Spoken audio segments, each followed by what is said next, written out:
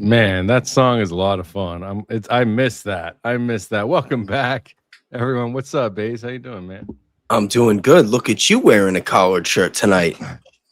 Yeah, I just got it, so this is the second time I've worn it on stream. I'm feeling fresh, I gotta, represent. Got the Looking baby sharp. coming, gotta, make sure that my wife is represented out here in these streets. And you got a haircut. Yeah, I cut my hair, but I cut it a little too short. So, but damn, if I knew it was that kind of show, I'd have wore a shirt too. Well, we've got a high IQ audience, of course. All the people that are watching, that watch all these high IQ people out here, these commentators and podcasters. So we gotta elevate here. I can make it more casual if you want. I can unbutton the top shirt. No. Keep your clothes on. Keep your clothes on. It's okay. But yeah, man, it's what did we miss last week? I think we did, right? It's been a minute. You missed last week. Yes. Oh, yes. Yeah. I did, yeah. Yeah, I streamed with Nate and Jesse. Oh, that's right. That's where we got I got to see Nate's Boosty Monty. What's a Boosty Monty? Yo, that clip is so funny. Yeah. Boosty Monty, excuse me. Oh my God. Yeah. You okay? But, yeah, I'm fine. Thank you. So how's everybody doing? Welcome to They Think You're Stupid podcast. It is your boy Danks and RealBayes. You can follow us by just our handles if you'd like. Like and subscribe, hit that notification bell. And yeah, we've had an interesting week, of course, like every week. Sometimes it feels more boring than others. There's drama involved. Sometimes there's drama. What drama? There's people that are getting mad at each other. People want to sue each other week to week. You never know what you're going to get. Candace Owens dropping bombs. Baron Coleman on Julian Dory. Just, having great conversation. I was telling the audience, we watched, I don't know if it was members only or where it was. We were watching him, Baron on Julian with Joe Scott Morgan, right? And I was like, that's how, thank you for bringing us like a proper conversation, a debate, like just looking at information, digesting it, countering it, explaining it, two-siding it, instead of just this one-way attack. That's how it's always been, and it feels weird to see like this strange change in the way people have discourse, which is not really discourse, it's just badgering and attacking. Yeah, no, I mean, I don't even want to talk about X today. X has been so toxic lately. I mean, it is in general, but lately, more than usual. But there's a lot of fun stuff going on. Yo, what's the deal with this whole Candace Andrew Wilson debate? You think it's gonna happen? My opinion on that is, I mean, yeah, I don't know. I have mixed feelings about it. I think that there's really no winning for Candace. To me, it doesn't seem like, because like he can't bring forward the information that she's at this point in her investigation and in her show, I guess, that he can deliver for us, for her, right? Yeah, She in would that be in going that on these sense, yes. But I feel like there's no losing for Candace in that one. She can only beat herself. That's the thing, is like she can only lose. You see what I'm saying? Like she can't just, there's no winning. Like if she beats him in any debate or anything, like he doesn't win anything and he just looks like how everybody already perceives him. I don't. You know what? I gotta disagree with you here, especially only because you got to remember Andrew Wilson talked a lot of shit. He's talked shit about Charlie. He talked shit about Erica, I believe, if I'm not mistaken. Although I know like he's been speaking very kindly to her. They met up in person. Whatever he said, I'm sure it was nothing personal. I'm not trying to like gas it up, but they went to him. They went to him for his talents. So for Candace, like, yeah, when you look at like, the size of the platforms, that it's if anything, it's going to elevate Andrew Wilson. It's not really a debate that's going to elevate Candace, but that would be a real kick in the dick to Erica and TPUSA with all that, like all the shit going on behind the scenes with them. The thing is, they don't want to claim Andrew Wilson, so it's they like don't want to claim. They don't want to claim anything. No, so there's not really any benefit. It's not. Well, I don't want to say anything. They do claim our not so greatest allies. But besides that, they don't really want to claim anything. Yeah, they didn't even want to claim Thomas Massey, Charlie Kirk's favorite politician. Yeah. I mean, yeah. I actually asked Tyler Boyer about Massey the last time I asked him some questions on text. I think that he said he was conversation.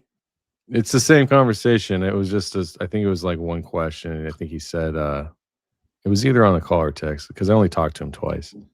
But I think he was saying something about they're supporting him in certain areas or something like that. Very vague. But yeah, I don't know. It's different than if Charlie was alive. How about that? Let's put it that way. You know what I mean? It doesn't matter.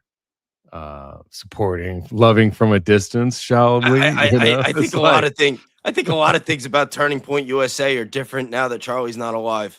Supporting him from a distance. That's just my opinion. Like an addict, we gotta stay away from the. I mean, TPUSA has changed. Yeah, I gotta say, I love the analogies that you use sometimes. You just like drop these bombs like an addict. Just we're loving him from a distance. We hope he does well, but we are investing in other places. We have other interests. That's yeah. Other interests besides the American people and the Constitution. Yeah, I mean, it's kind of crazy because I don't think they ever would have imagined the public would be going through their 990s. And then when I went through and found that they were paying for the Experience Israel project that is on their Form 990s as an expense, donation, I think it is. It's like, all right, why don't we just experience America? You could take your pastors, drop them off on the corner in like downtown Atlanta, and pick them up a week later. That's boots on ground. You know what I mean? Drop them off in downtown Memphis, You know, we got some, you know, experience America. How about that for a change? Hit You the know, all I ground. know is I'm really disappointed because I finally saw a video that came from the mainstream media today that was titled "Who Killed Charlie Kirk?" and I watched it. It was about 46 minutes long, and the whole thing was bullshit. It was like What they is didn't it? talk about any facts, any evidence. It was just a hit piece on Candace Owens. You were in it, actually.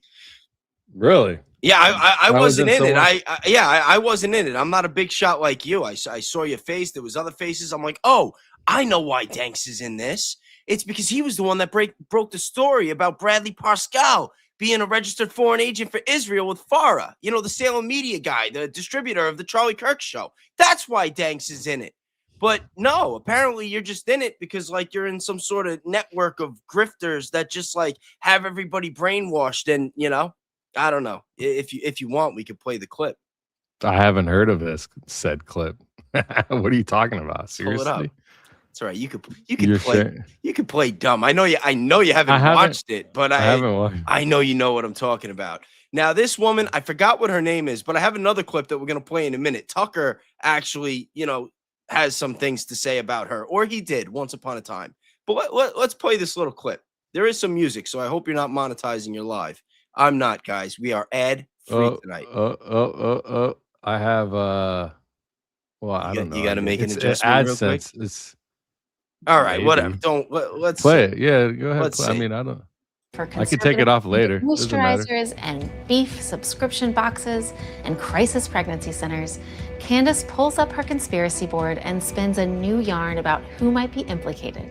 Every episode gets millions of views. Here, in her own words, edited for clarity, is her loose theory of the Charlie Kirk assassination. He was facing financial threats over his shifting stance on Israel. We have to explore every lead because the feds are not. They are implicated in this cover up. Charlie's wife is at the helm of the company. The reality is that you're most likely to be murdered by someone you know. I think we can all readily dismiss the repeated lie that Tyler Robinson confessed to his crime. This is a setup. Tyler was a patsy. I maintain that. This is not going to be the JFK story. I'm going to figure out exactly what happened, and I'm getting very close against all odds. Candace is Hold on, guys. Really? I just want to give a disclaimer because that is probably the most facts that you will get out of this entire video if you watch it in full.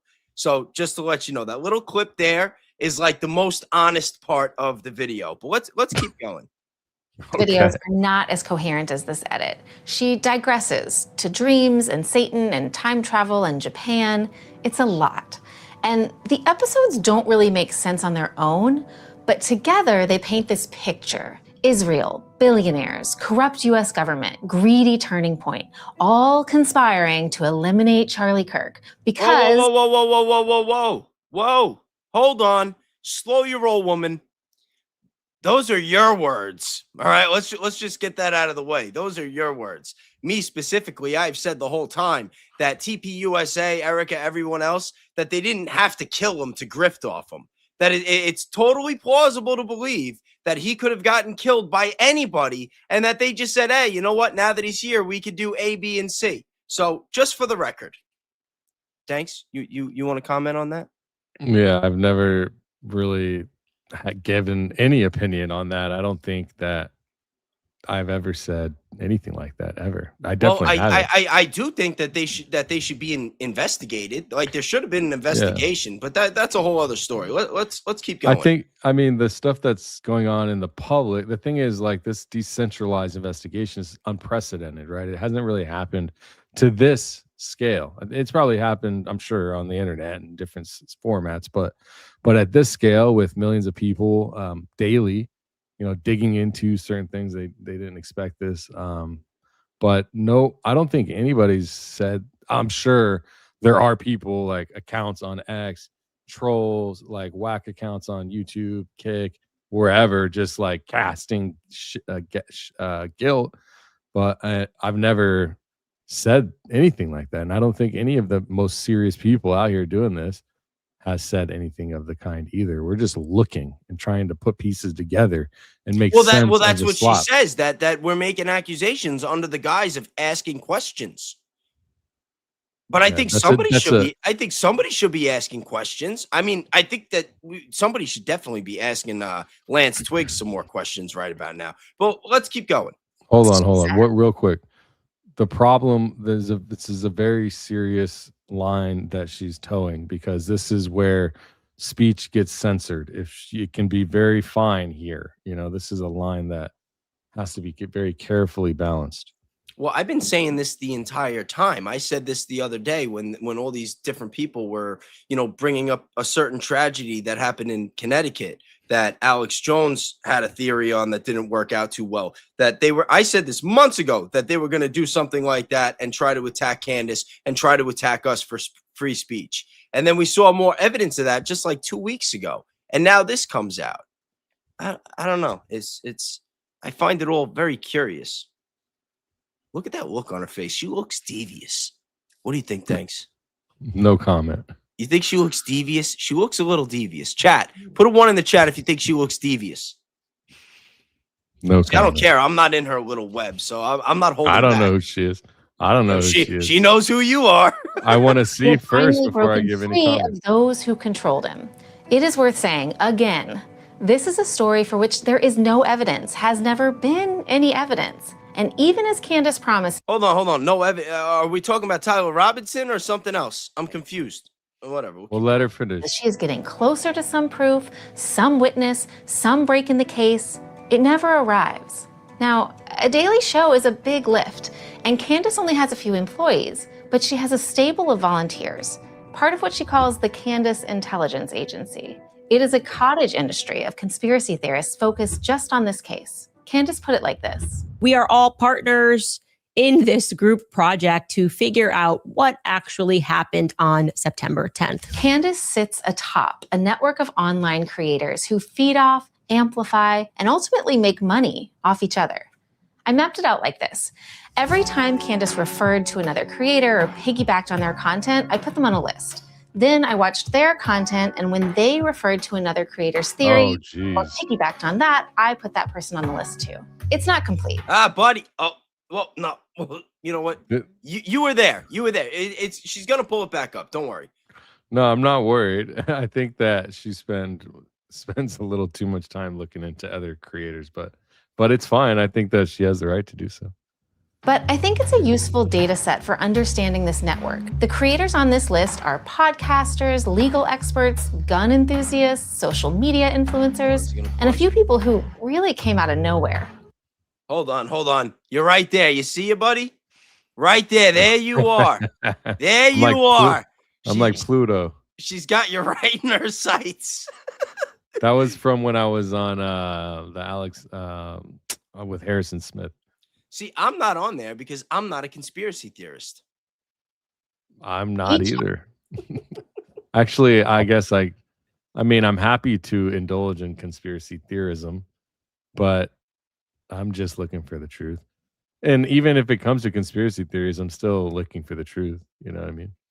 Just they've taken conspiracy theory and they've taken anything that you don't believe as what the government tells you. That's a conspiracy theory, and that's kind of dangerous on its own as well. You notice how they got Candace like glowing all in the middle, all Like yellow, the sun. like she's the sun. It's so. The thing, funny. what's funny is they don't realize, like, if she didn't, like, I don't know. Oh, and there's Billy and Brandy. Yeah, they got a lot of people. Yeah, I'm not gonna lie, I kind of feel left out, but it's probably for the best. Yeah. Own pet theory. This decentralized media landscape is how influencers collaborate, how they build an audience, and how they are monetizing a complex new conspiracist universe. Okay, so imagine that Candace Owens is the sun. She provides the gravitational pull that keeps the entire Who Killed Charlie Kirk universe alive. Her YouTube channel alone sits at 6 million subscribers. Every episode gets at least 1 million views, and each post is a growth spurt for her channel and the smaller ones that she mentioned. You've got Ian Carroll, a conspiracy theorist and filmmaker known for blaming 9/11 on the Jews, and who owns Israel for Kirk's death. Number one, that is not what he is known for. That is not what he is not known for. But look at her with this freaking devious look again. Yo, I'm telling you, there's something up with this woman. I gotta get in I don't touch know. with this There's woman. something about her. I need to have a conversation I with kind her. of Maybe like her. she's I just don't not know. up to speed. Yeah, I don't know.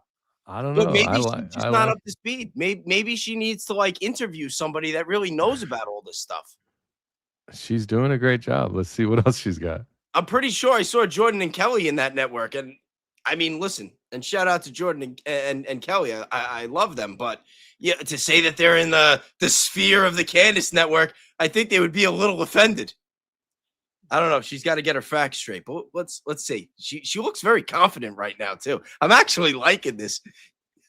You would normally not think to look at Israel, which is like Charlie is like the biggest Israel supporter ever. But when you understand the circumstances and the context, they immediately become the most likely. Jimmy Dore. No. You notice how she cuts it off before he even finishes the sentence and doesn't give him the opportunity to say why. You know, maybe, just maybe, it's because 3 weeks before Charlie died, that there were sources close to Charlie claiming that Charlie said, allegedly, that if he ever left the pro-Israel cause, that he was afraid he would get killed. And then 2 days before he got killed, he put in a group chat with a bunch of people that, well, he felt like he might have been forced to leave the pro-Israel cause. It's not like people that have these type of theories are just doing it out of nowhere. Like, we're crazy conspiracy theories. There's no evidence. There's no reason. Oh my God, we're just all so anti-Semitic. Like, what? How could we think such things? And, like, we're not going to play the whole video, obviously, but this starts with her talking about the JFK assassination. It's like, really? That's going to be your reference point? Well, yeah, it's wild. They're just trying to associate an assassination of the caliber, but it's a totally different time. You can't measure JFK. I mean, just because obviously Candace said, but the thing is, what Candace is saying is we're not going to just have this go uninvestigated and then absorb the Fed slop. And then that's what we believe in. We're not going to do it. That's all she said. Yo, someone just said that she comes off like an evil Miss Rachel. That is the funniest thing I've heard all day. Yo, Mrs. Gotch. Yo, somebody's got to buy Mrs. Gotch a membership if she doesn't already have one. Ooh, that's a keeper right there. That's the type. If that wasn't a Mrs., that'd be the type of girl to take home to mom. Which one? The evil Mrs. Rachel or Mrs. Gotch? No, Mrs. Gotch. This woman, come on, she's already lying. You don't need a woman like that in your life. All right, welcome. And all right, let's roll. Oh, someone says invite you to debate her. Oh, I would love it. Imagine her debating Andrew Wilson. Oh man. We get Andrew Wilson playing for the good guys. We'd see like it would actually like smoke would actually come out of her head, I think. Yo, he would do it if the price was right. This is, you realize like if he gets is he paying her 300,000 or does she have to put up 300,000 as well? Oh my God, Shauna had one even better. Yo, Mrs. Gotch, you're still a keeper. But Shauna, pull this one up. It's a regular comment right there. Third up. Fourth up. What does this say? I don't even know. Just pull. It's 2 above the last super. This one? No, the one right under it. Shout out to me. Under, not over. There we go. Yeah. Oh, Mrs. Doubtfire. Shauna says she looks like Mrs. Doubtfire. Kind of. That's terrible. Yo. Like I said, no comment. Go ahead, play the video, bro. All right. Here. Get you in trouble tonight. A stand-up comedian was early to tell his audience that they shouldn't believe what they were being told about Kirk's death. So JFK was killed by a magic bullet, but Charlie Kirk was hit with a miracle bullet. What are the odds? Candace has been on both of their shows and vice versa. In effect, cross-pollinating their brands and widening their reach. Now with the mid-sized planets. They don't have an audience that Candace needs. Instead, they supply the fresh content to feed the overarching narrative. Guys like Baron Coleman, a lawyer and a former radio host, whose show Owens calls the after party to hers. Coleman is a just asking questions guy. The word allegedly hangs on a sign behind him in his home office. His value comes in the holes he pokes in Tyler Robinson's criminal case. Now, Coleman's pet theory, and it's maybe the most popular one, is that the rifle that prosecutors allege was used to shoot Kirk couldn't have done so because that gun was too powerful not to cause an. Wait, hold on.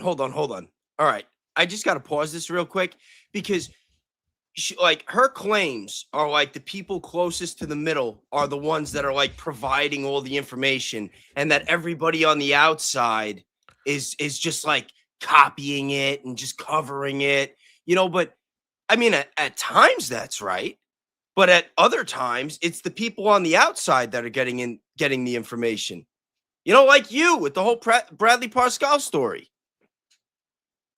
Well, I mean, You should have been in one of the bigger circles. thanks, You got man. shortchanged. I don't know if that's a good or a bad thing. We'll probably both be in a bigger circle if she sees this one.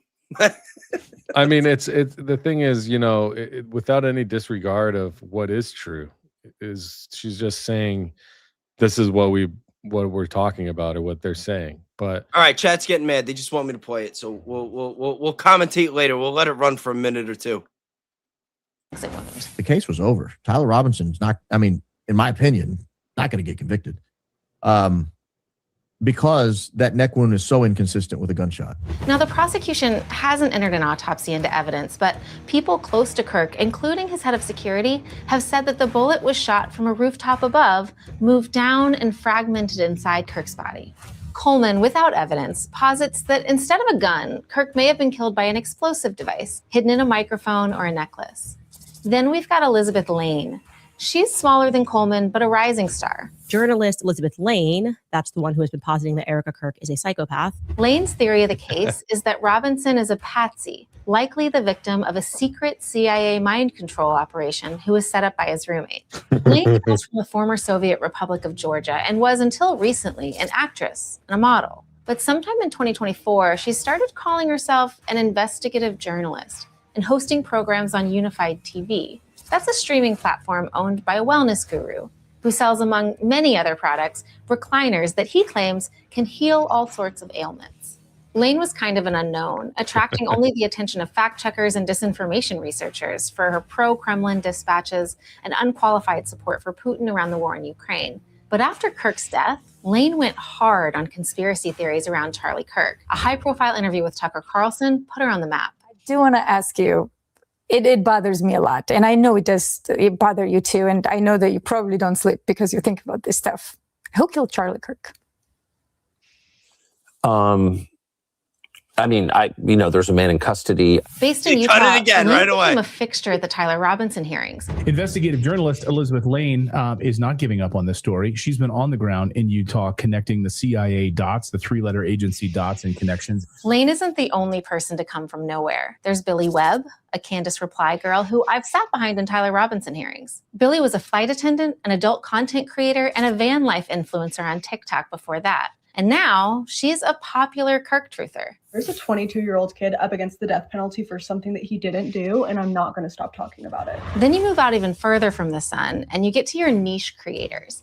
Now, these are the architects of a very specific kind of content that informs the other creators, and sometimes will eventually make it all the way upstream. There's Zach DeGregorio, a.k.a. Finance. Yo.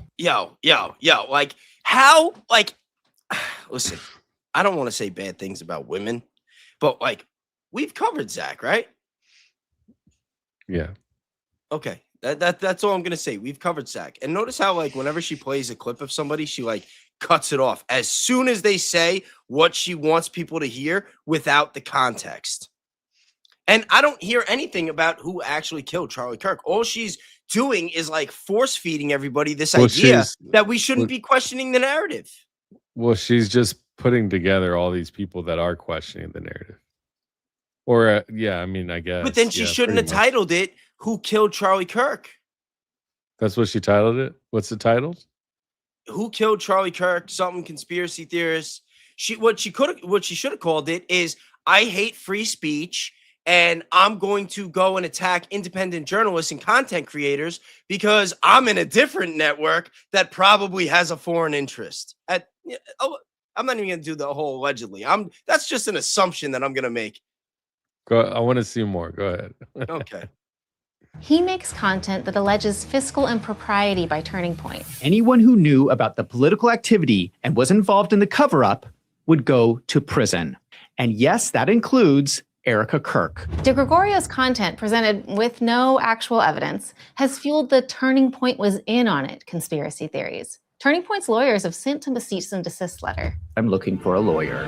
Mom and gossip vloggers who'd previously covered the Amber Heard trial and Blake Lively's legal drama turned their talents toward Erica Kirk. I genuinely started to consider whether Erica is a pathological liar, has some sort of psychological disorder, is a variant from another timeline, or is a victim of MK Ultra. Like, I know the last two options sound pretty extreme, but like that's genuinely where my mind started to go, because I honestly just can't make sense of the things that she says. That's Nisi, a Canadian YouTuber who started out like Candace, making videos assailing wokeness. And since Kirk's assassination, after she started posting about Erica, her channel's subscribers have grown by 50%. YouTubers who do not get nearly enough credit for their amazing discoveries. One such YouTuber is Nisi. An astounding number of conspiracist creators have shot into the carcasses of various dead animals. We got the pork shoulder, we got the steel, and then we got these 2 liters behind it. We're going to shoot a cow femur. To make it even harder, we're going to slap on a huge slab of beef. Hickory smoked young turkey. Hey, all the homies made it. I do have a moose leg. Oh. Yeah, I would be careful with that. Yeah. All right, we'll skip that part.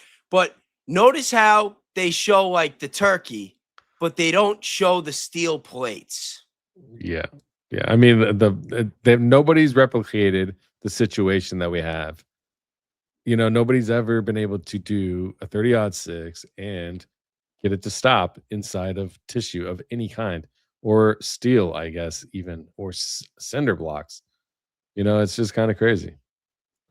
Yeah, it's pretty ridiculous. And everything that she's saying is just being taken so far out of context. It's like, it's just, I don't know. It just feels like it's all narrative shaping. Yeah, I like this little image that she's using, though. I mean, I think she could have done a better job. I think there's a lot more people. Like, even if you count the outer ring that you're on, I think that there's a lot more people. I mean, I don't know if there's as many people that were in that group chat that the people defending TPUSA is in. Weren't there like over 90 of them? Yeah, I mean, well, I heard there was 92 people in a group chat. How many we got here? Hold on. We got 1, 2, 3, 4, 5, 6, 7, 8, 9, 10. I mean, 11, even if you 12. add up all the rings, you're not going to have. Yeah, even with the outer ring, it's like, what are we looking at? Like a third of the other group chat? And this isn't even a group chat. A lot of these people don't even talk. No, most people don't even know each other. Insanity. All right, let's keep going. Last year, they have grown together, many doubling and tripling their audiences. And to be very, very clear, this, for most of them, is their full-time job. Consider signing up for a membership on my website, wolvesandfinance.com. For $6 a month, your support helps me to keep making these videos. There is a whole lot of money to be made on YouTube and downstream by pushing these conspiracy theories. For Candace, there's the membership. For $12 a month, Club Candace gets you into a private forum.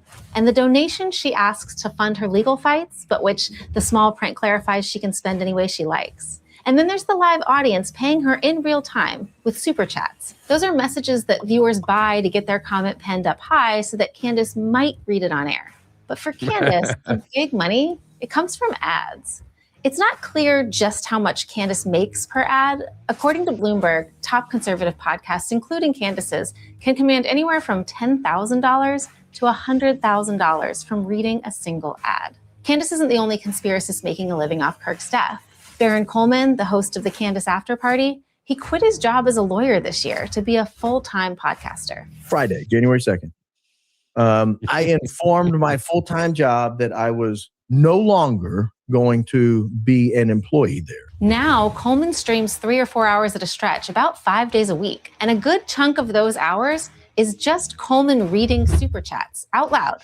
$5 here, $200 there. I didn't realize they were sending you money with these. I didn't even see the dollars signs next to these things. Wow, look at you guys. Yeah, that's so we don't run ads. They're paying me. Notice how they say look at you guys, like to give this image like it's everybody. You know what I mean?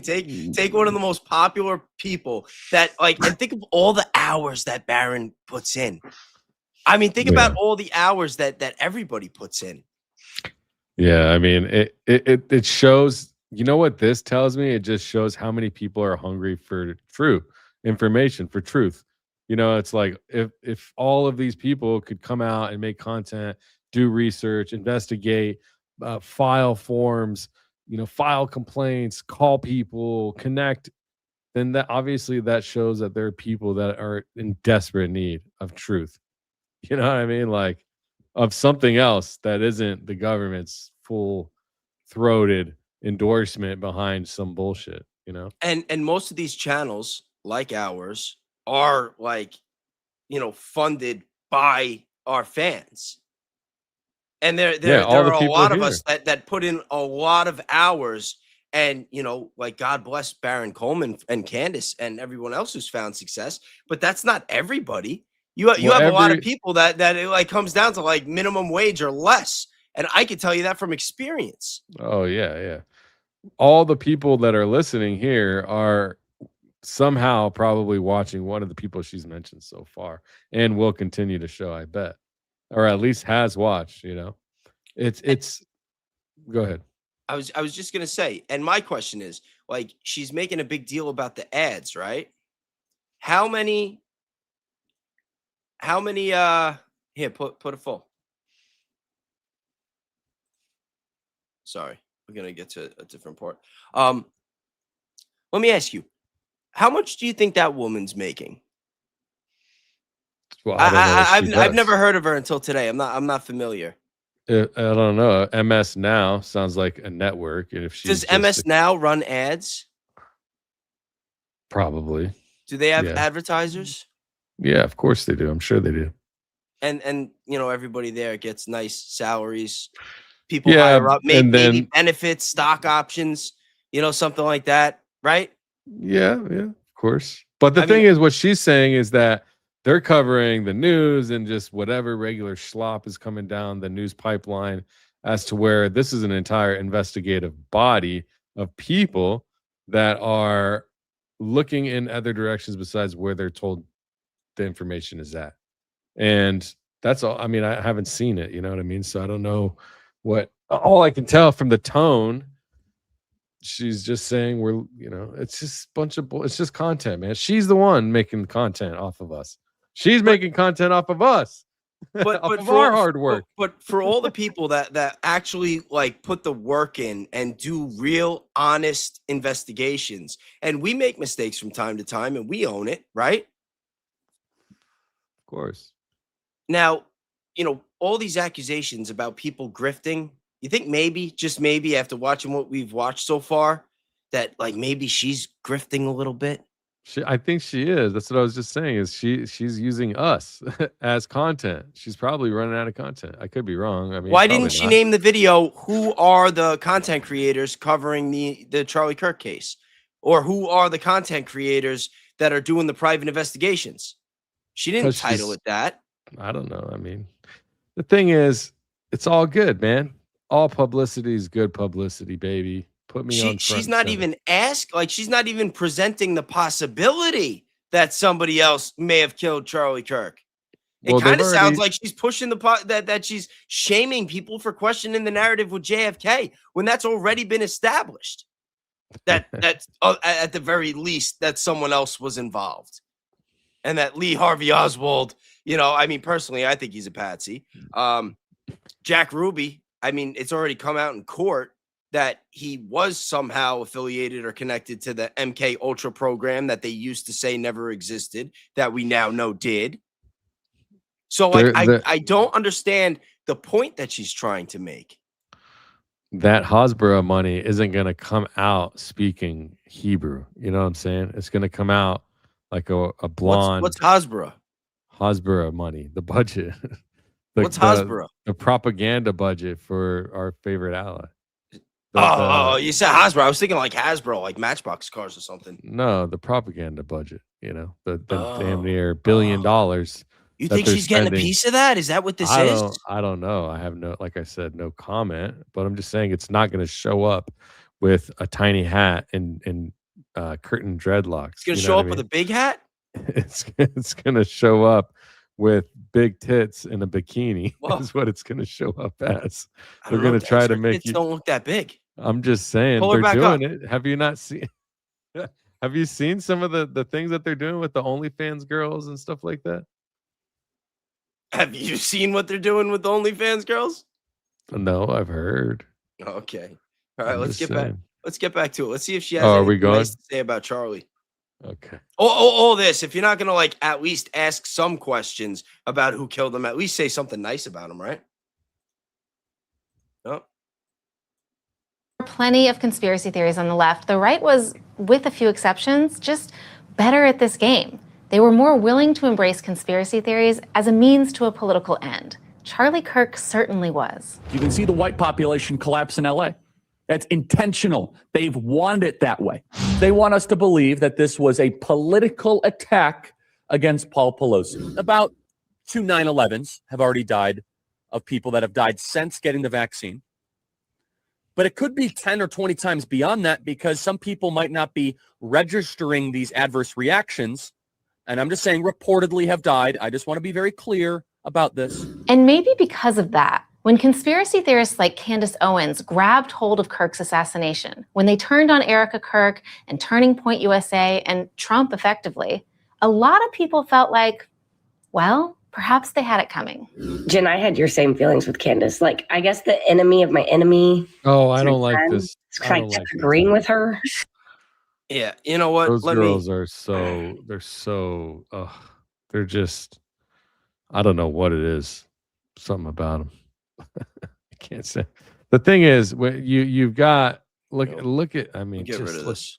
I think we've seen enough of that. Yeah, we've seen enough. The thing is, at the end of the day, what we've been fed is a crock of shit. When you're talking about 30-06 and you can't put the person on the location, the screwdriver. What about the screwdriver? I'd be very curious to know, like, now that we've seen, I don't know. I think it's kind of interesting with the screwdriver being found. I mean, everything feels like sloppiness, how can they say that Tyler Robinson is the person that did this? There's no evidence showing that. Danks, let me ask you something. Do you trust that woman's opinions? No, I don't know who she is. Me neither. Do you trust Tucker Carlson's opinions? I mean, I trust him some, I don't know who he is either, but I feel like he means what he says. All right, because somebody sent me a clip of Tucker Carlson talking about the woman that just made that video. You want to play it? Sure.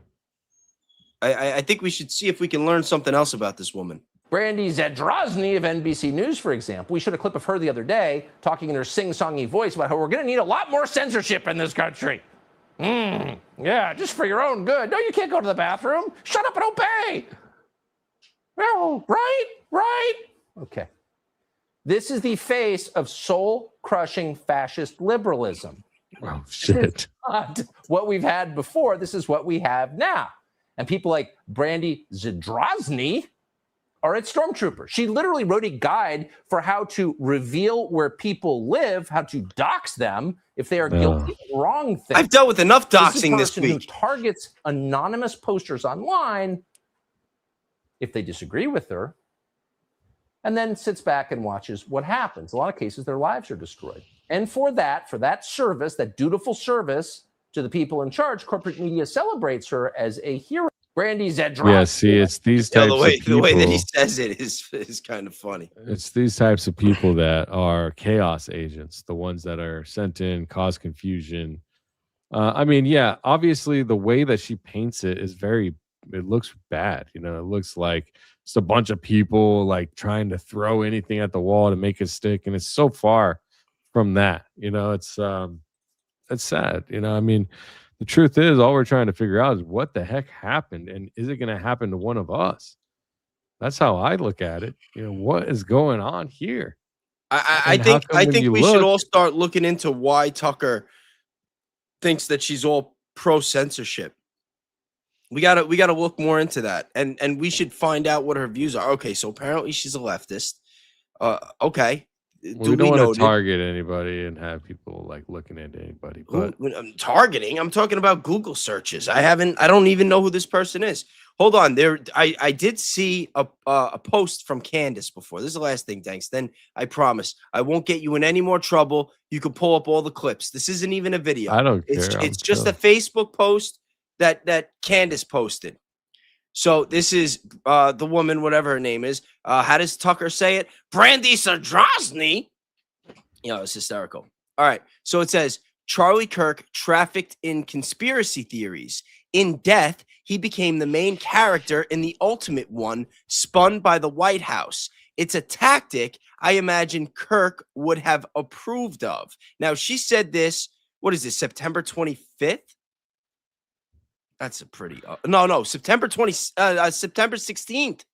September 16th, 2025.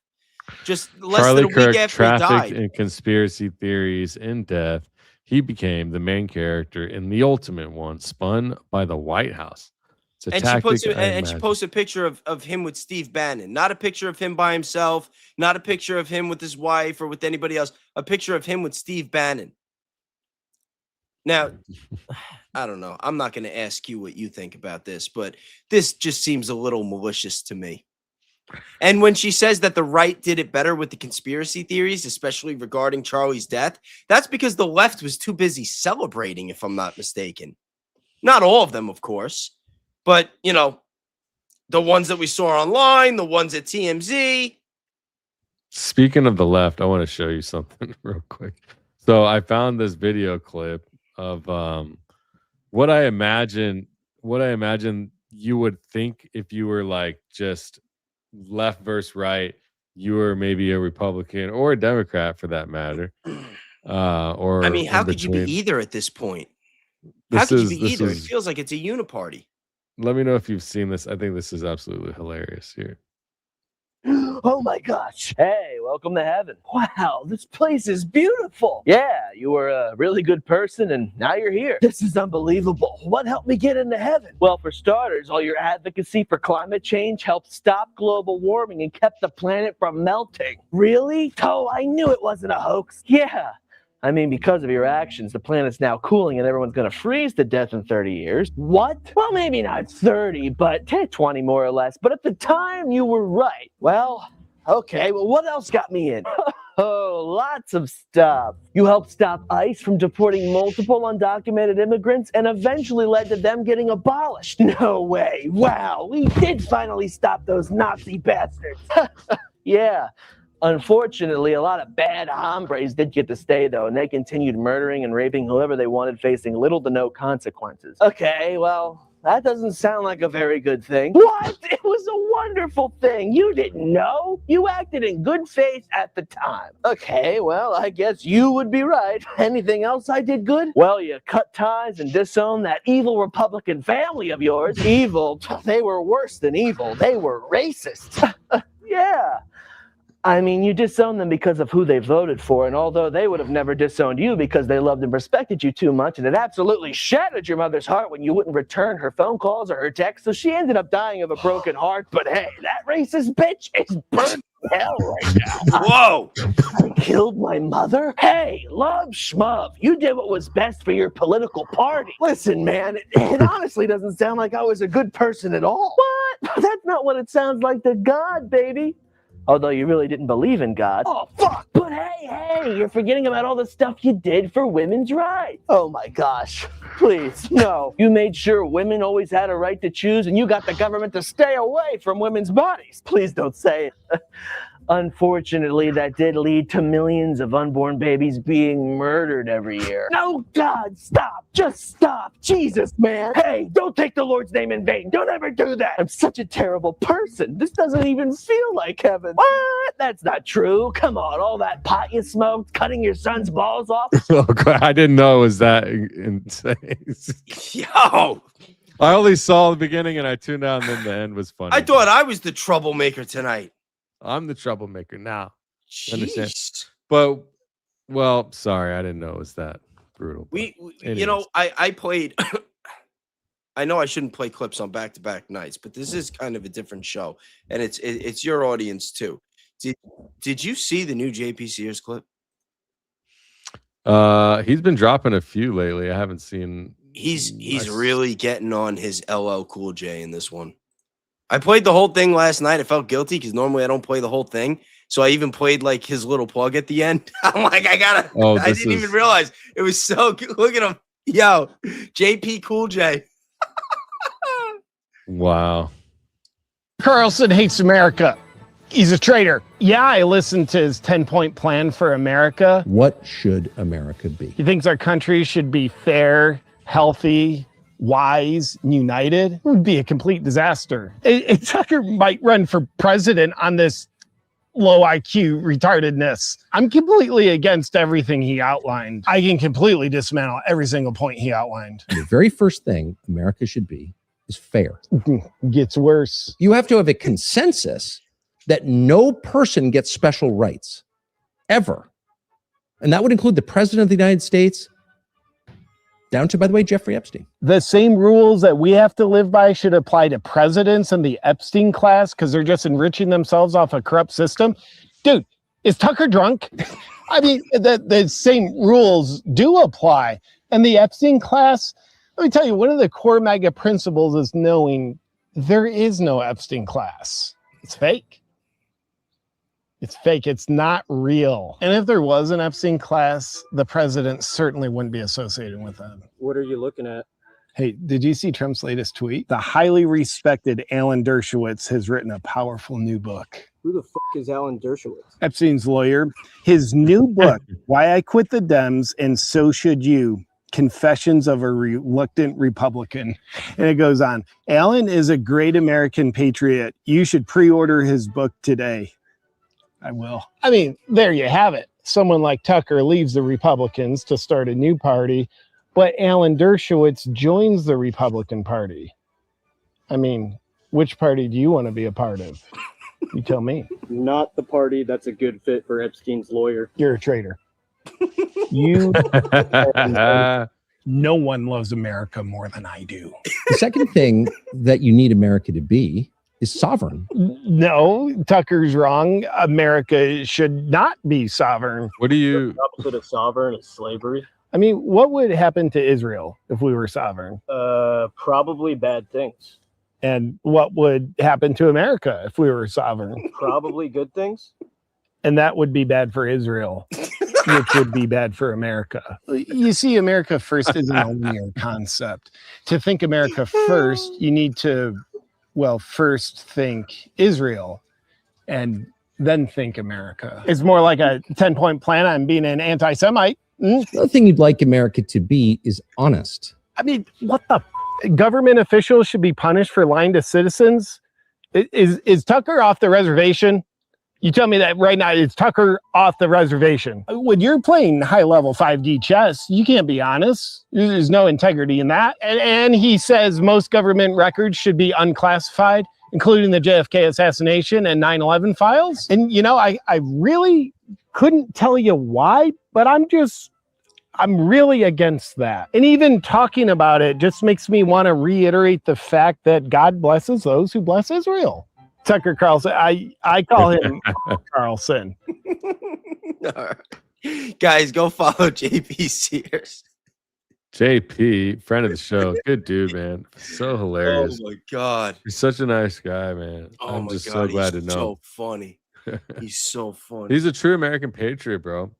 The guy, there's a lot of them. And it's funny because like that girl on MS Now, lady, she's coming after patriots. These are people that care. You know what I mean? A lot of them military or whatever, Americans through and through. And we can do whatever we want. We can look at whatever we want. We can investigate whatever we want. We can make money as long as it's legal, however we want.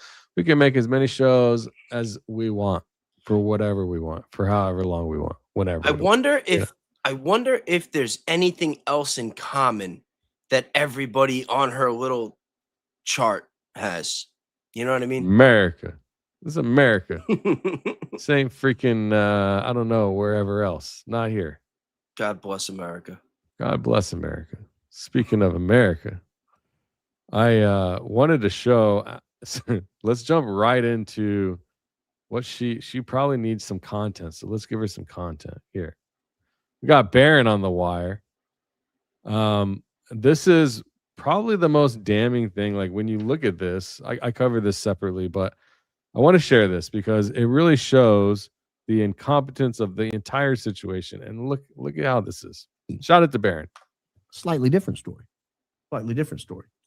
So let's go back to the scene. We actually have really good evidence of what the scene looked like in the immediate aftermath. A guy named Adam Bartholomew. He has a YouTube channel called Life is Driving. I've actually interviewed him on this program back in October. It was a disaster.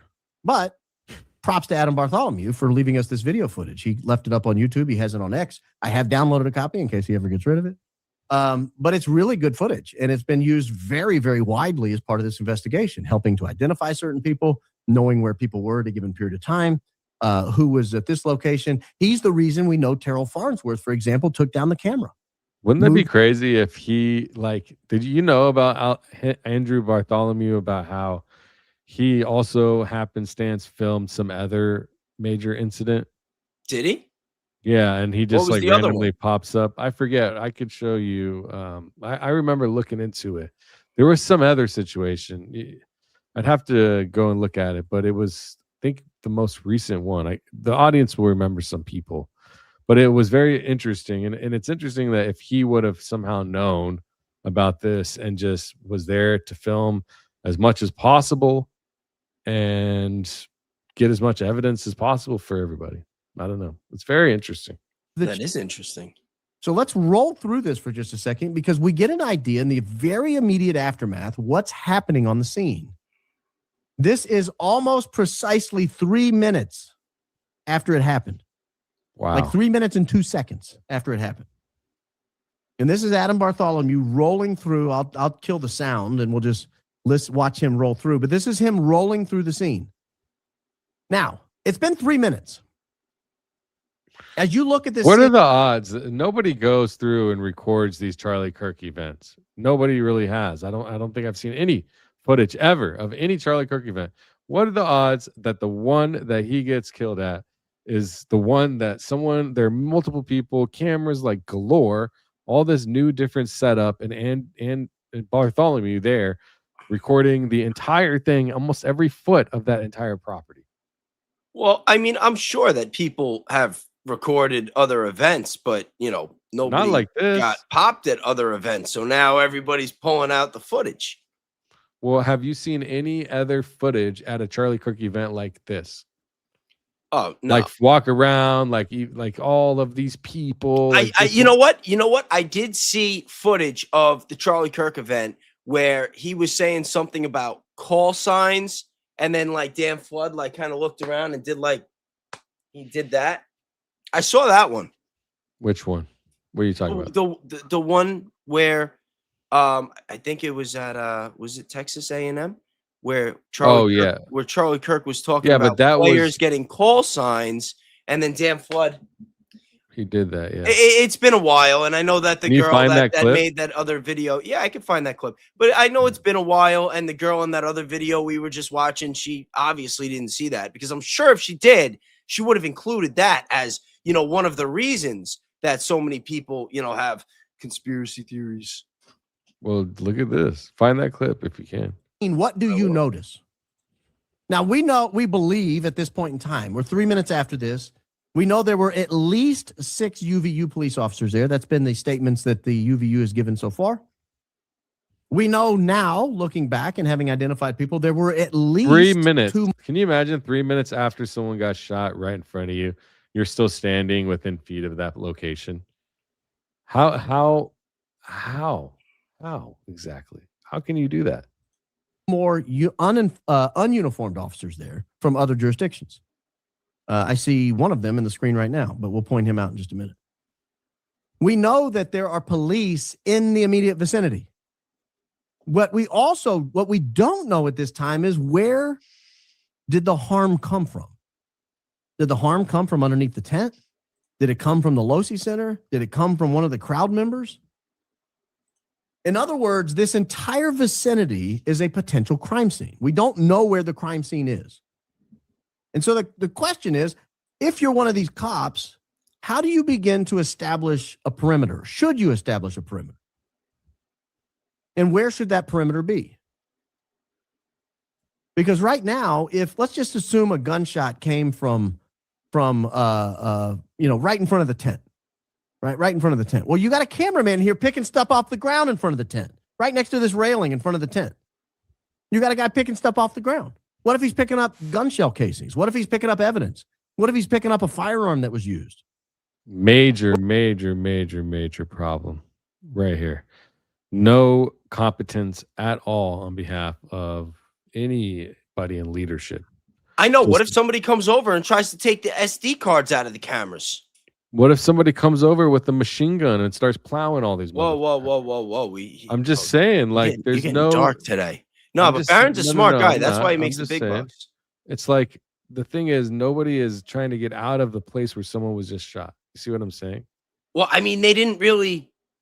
Somehow they knew right away that there wasn't going to be more shots. I mean, we saw everybody standing around. I mean, not everybody. There were some people running, but the security guards, the guy with the camera, the man in the back that was behind Dan Flood, right after the shot, instead of him running away, ducking down, he just turned his camera for the crowd reaction. Yeah, that's terrible. What if he's picking up a cell phone that the shooter dropped and he's putting in his pocket? What if the shooting, I mean, it hit his left neck. What if it came from where all these people, these two guys in red shirts right here, from all these people are standing? What if it came from right there? And you got people just milling about. So we'll let it roll for another second. Again, this is just 3 minutes afterwards. And Adam does a really, really good job here as a journalist of documenting the scene in the immediate aftermath. Look at all those people standing right there. And this is a cop right here. Phone. This guy in the foreground's a cop. What scene is he securing? Who is he talking to? How is he making sure evidence maintains its integrity? All he's doing is walking around with a guy with a paramedic bag. And there's this lady walking up here and distracting him, talking to him. Well, the guy with the paramedic bag doesn't know what to do because they waved off the EMTs. Yeah, they're gone already. They're in the truck by now. They're gone. Terrell Farnsworth. Look. The guy still has his gloves on. The one right in front. Look. What is See, he's got his gloves on. And according to ADN, shout out to ADN, the second those EMTs put their gloves on, they have a duty by the state to take care of the victim. And Brian Harpole had no jurisdiction to wave them off. Oh, interesting. I didn't know that. You didn't know that?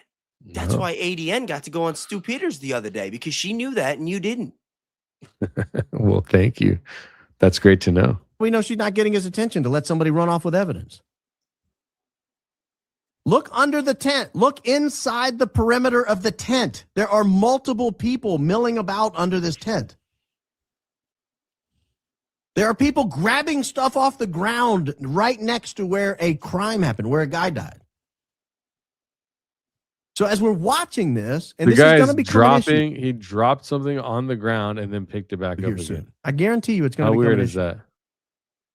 As we're watching this. And who is this guy with the backpack? Look at how weird this is. This big old dude here with like this military backpack here.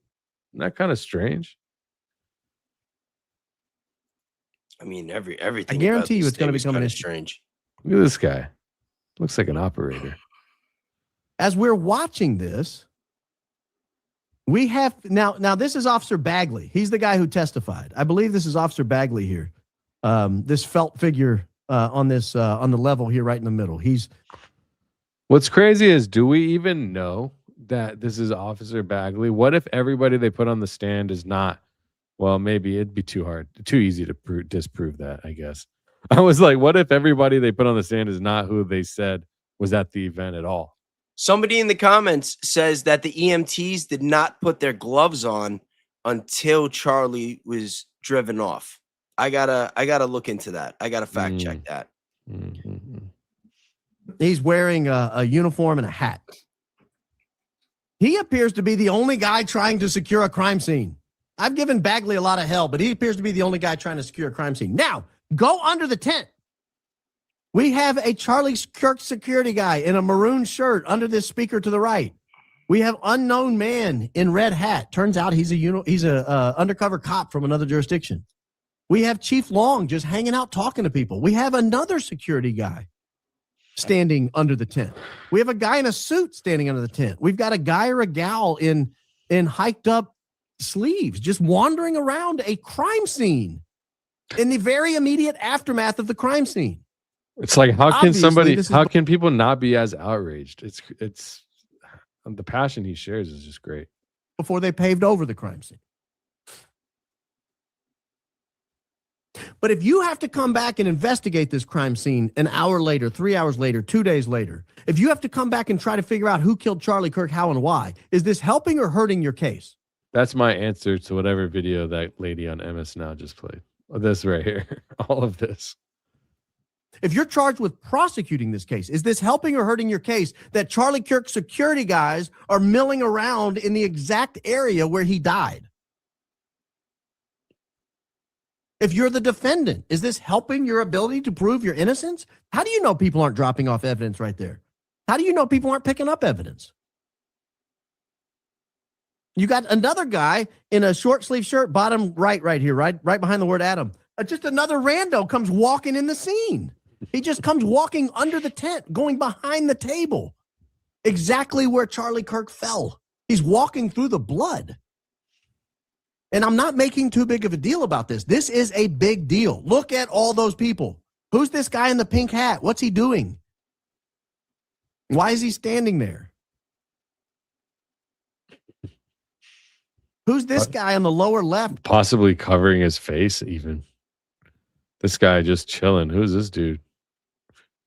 Just like, I'm just going to sit here and wait for my ride now. Show's over. Like, what? What is going on, bro? This is so insane to me. Yeah, I've never seen anything like this. This is in the bucket hat, just hanging out. And frankly, why is Adam Bartholomew, who's doing a good job documenting this, by the way? I'm not knocking his efforts here, but he's doing a good job documenting this. So what we've learned in the since then is this guy in the red hat standing right in front of the tent, right in the evidence scene, is a undercover police officer, as is, I believe, this guy in the blue shirt right here behind the like buttons. The like and dislike buttons. It's right here. I think this guy's an undercover officer as well. Then we have Chief Long, who's here in the middle. And then we have a bunch of Charlie Kirk security guys just hanging out in the middle of a crime scene. These guys are not uniformed police officers. They have no business being there.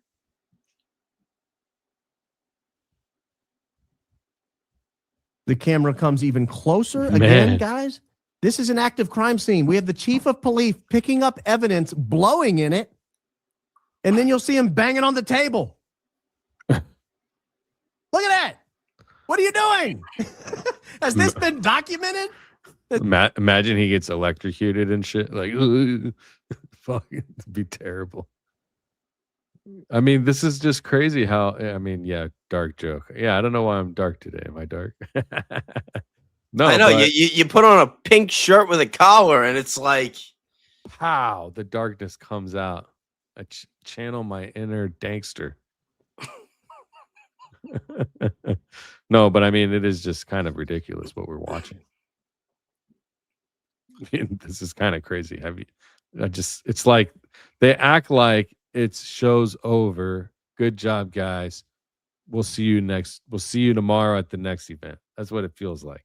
Yo, imagine if the evil Miss Rachel, aka Mrs. Doubtfire, like tricks us all and then comes out with another video next week like going with the other side, like all the shady, weird stuff around All TV these USA. people attacking Candace Owens.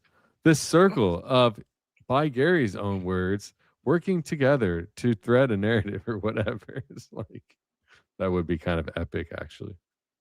See, and I'd be like, see, told you, bro. She's looking for content. Has anybody taken a picture of the crime scene yet? Has anybody attempted to establish where the evidence was at any given time? They're just wandering around a crime scene. There's going to be a murder investigation. I think everyone agrees is a homicide. Everyone agrees it's a homicide.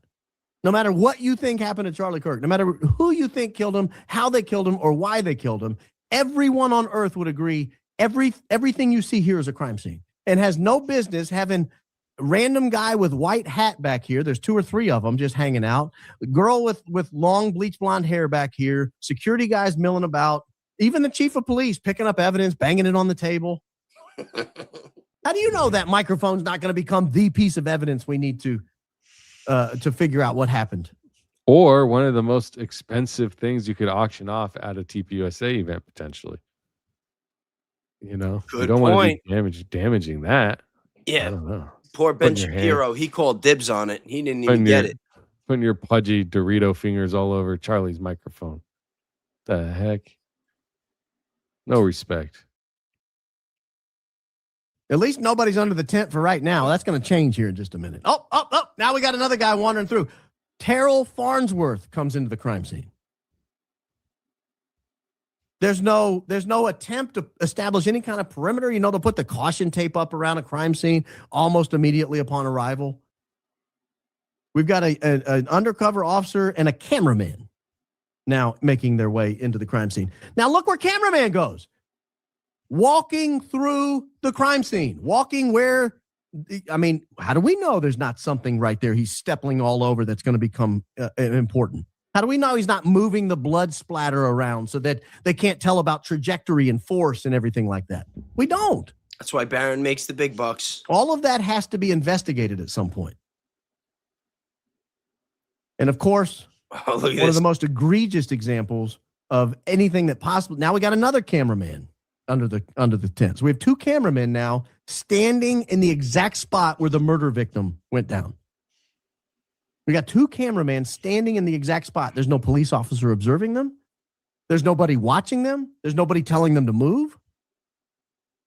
We had at least 6 UVU police officers and 2 uniformed officers from other jurisdictions there, and not one of them sought to establish a perimeter around the crime scene. And you're going to take this to trial, and you're going to try to convict a man when the crime scene was absolutely destroyed from the moment it happened.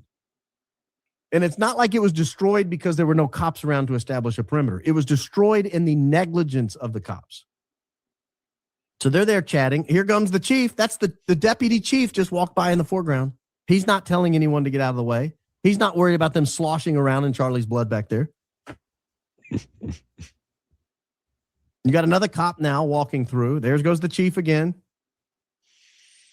This guy in the red shirt. Not even attempting to carve off a crime scene at all. It's like they had never seen a crime scene before.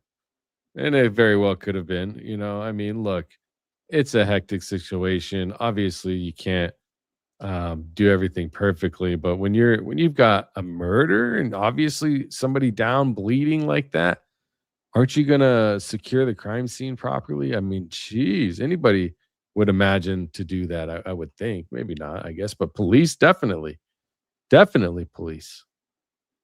Hat down here at the bottom, undercover. I want to police. show that clip you got down there. Look, check this out. Oh yeah, this is I told you I saw a video of another TPUSA event. I mean, you know, they're not all scattered. This is during the event, not after. But I mean, you said another event. If there's footage, this is the footage. Weakness. I just want to ask you why you think diversity is a weakness. Well, think about it. Unity is a strength. Diversity is not. If you're trying to create a team, for example, if you guys want to win the SEC again, of which I am pulling for Texas A&M to win an SEC championship again, and every single player is getting different call signs, that is definitional. Now what? Now listen.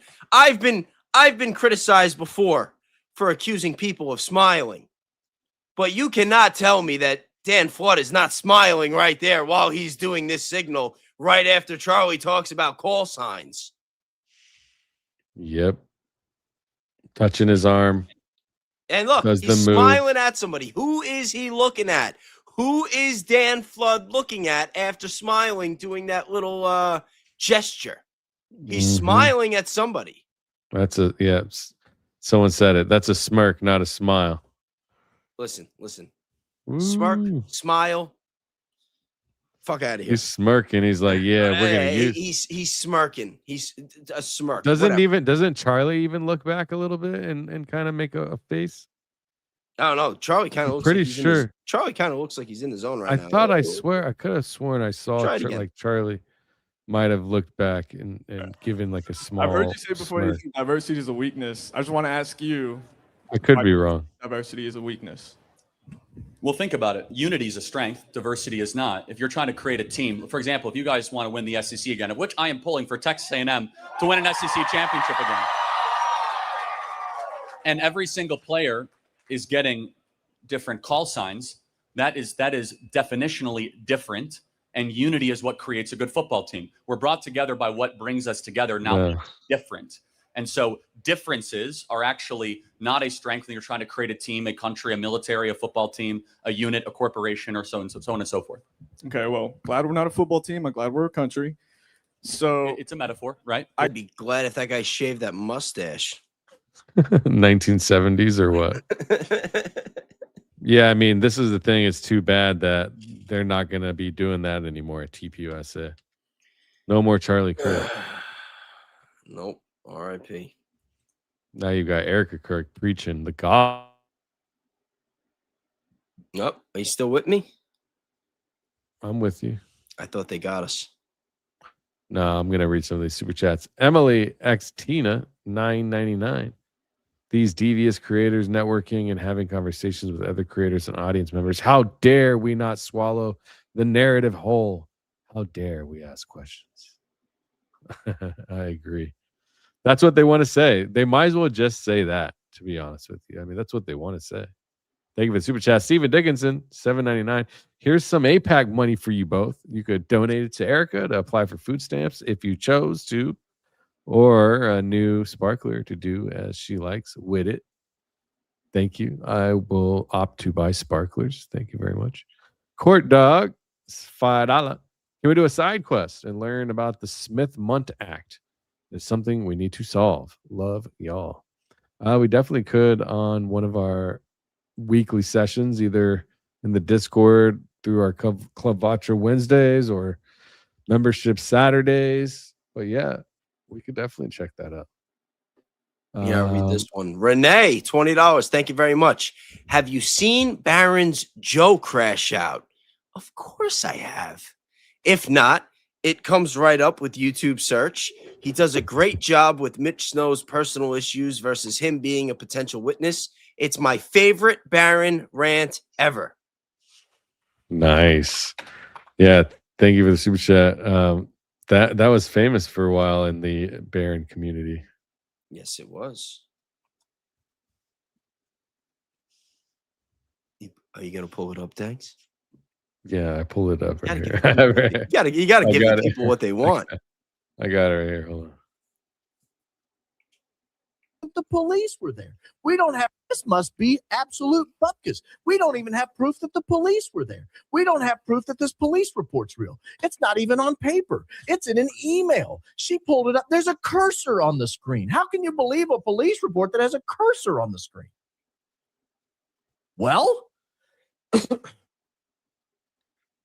kid confirmed the cops were called.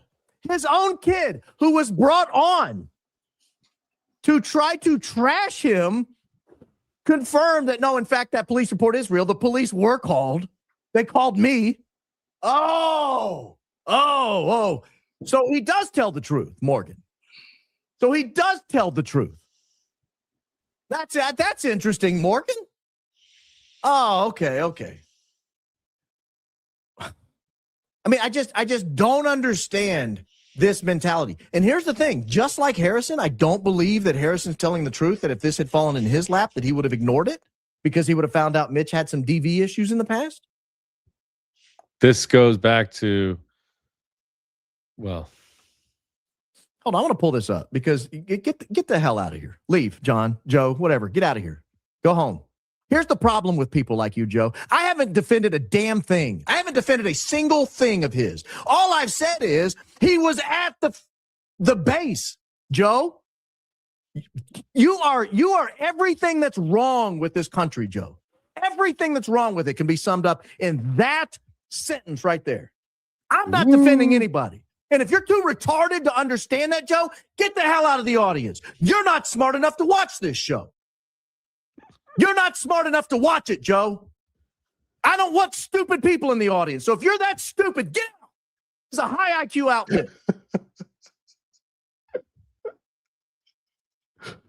I'm not defending anybody. What I'm saying is, Joe, it's possible you can be a bad guy and also identify Brian Harpole. Those two things are possible, Joe. Bye. Get out of here. You people make me sick. This is the sum total of everything that's wrong with you guys. This is the sum total of everything that's wrong with you guys. Here is a lot more politely than I just answered Joe. Yeah, and so I think what I would offer back is that's what we have been doing. So rather than speaking to his son, I contacted people on the base. You know, like, okay, he said that Neff, that somebody named Neff, which is what he said initially in contacting me, Captain Neff was the one who questioned him.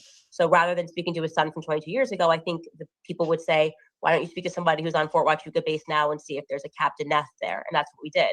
And we confirmed that Captain Neff and the 10th Brigade was there. He said it was in an offsite building, a JTF offsite building.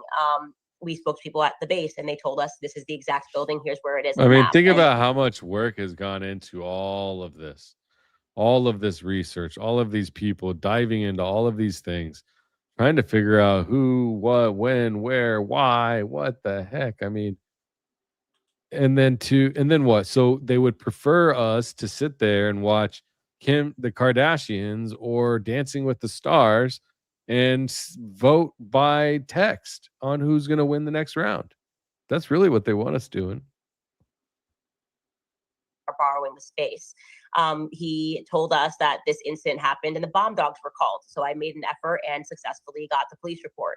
That's how we verify whether or not he's a pathological liar, is by verifying what he said, right? And so that's why, as I said before you jumped on, I reached out to the people that were involved. I reached out to Brian Harpole 3 times. He wanted to give an alibi in the sense of like giving flights for 3:42 that afternoon. Okay, so what's stopping you from giving us what you're doing at 7:30 a.m., right? Like that kind of is what's weird. It's like you give half an alibi that doesn't matter, but you don't want to give the full thing. You don't want to just message me and say, hey, just so you know, that wasn't me.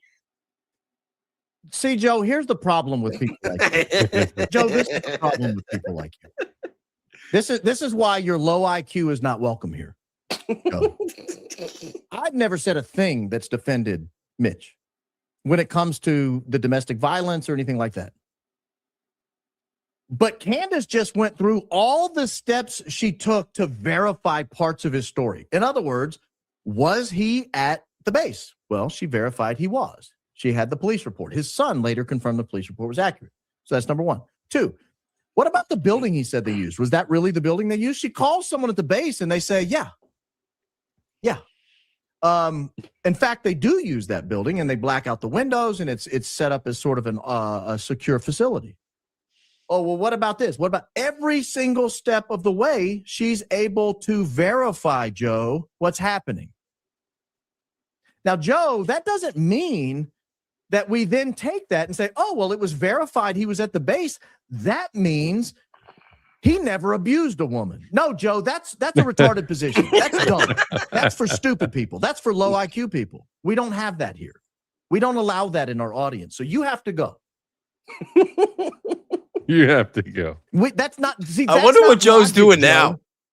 That's not how logic works. In fact, if you want to step up your game in society and be a more productive member of society, you can subscribe to any number of logic programs. You could audit a logic class at your local community college or your local university. You could sign up and say, I'd like to take a logic class because I'm stupid. You could do that, Joe. You are more than welcome to do that. You can go, Joe, and say, I'm sorry, I am so low IQ, I'm so stupid, I'm unable to contribute in an adult conversation online. Do you think there's a logic class at this local college I could take? Maybe an introductory class, a philosophy class, perhaps. That'll help me learn how to think. That'll teach me that if I'm defending somebody on topic A, that doesn't mean I'm defending them on topic B. Do you have a class like that I could take? Joe, I bet they do. And if they don't, I bet you could find one online. In fact, I could probably look for one for you, Joe. I could probably find a nice introduction to logic class that you can take, Joe. Oh my goodness, I got a whole bunch of them here, Joe. Let's pull these up and look at them. Joe, this is the class for you. You have no idea what you've just walked into. Look at this. You can buy this book right here, Master Books Homeschool Curriculum. Introduction to Logic. It's a whole curriculum pack, Joe. You could get Introduction to Logic by Irving M. Koppel. It's a Macmillan hardcover book. They have it for $7.09. Joe, for under $10. Oh, Macmillan, shout out to Robert Maxwell. You can learn how to think critically in society and get along. If you want to step up your game, if you have a little more money, here's an introductory logic course. Now, it's a 5th edition, Master Reasoning and Logical Thought. Now, this is almost $30, Joe. That might be above your pay grade here, Joe. Look, Stanford University. That's a respectable university. They have it's free. Joe, it won't even cost you anything. Look, it's free. They got a whole page. Joe, there's no reason for you to be like this, Joe. This is free. This is absolutely free. I'm fucking dying. You don't have to pay for it. I bet there's YouTube videos. We could probably find a YouTube video. The whole Introduction to Logic YouTube. Probably I a bet whole they have one. Probably a whole series on that. Oh my god. That's a full crash out right there. You could learn to not be like you are, Joe.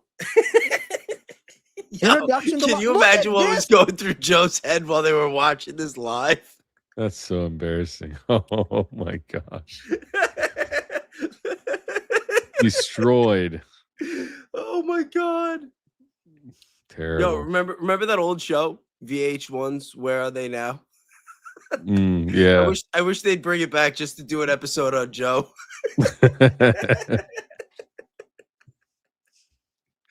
Oh my god. Think about where are they now? Like all the musicians and actors and Blues Clues and all the good stuff. Yeah, man. I mean,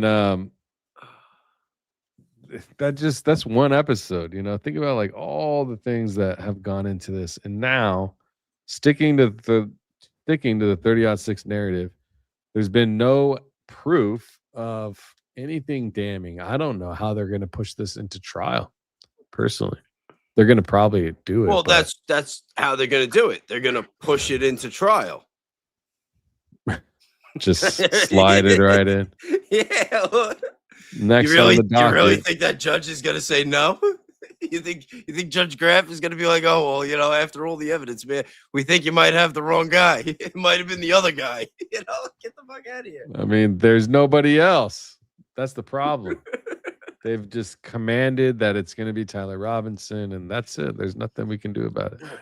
It's not up to us. And if you say otherwise, the evil Miss Rachel is going to come for you. Dan Flood looked off to his right, left of screen, and grinned like it was an inside joke. After doing that sign, Charlie was talking about call signs in relation to baseball. It was legitimately sus. That's why we showed it.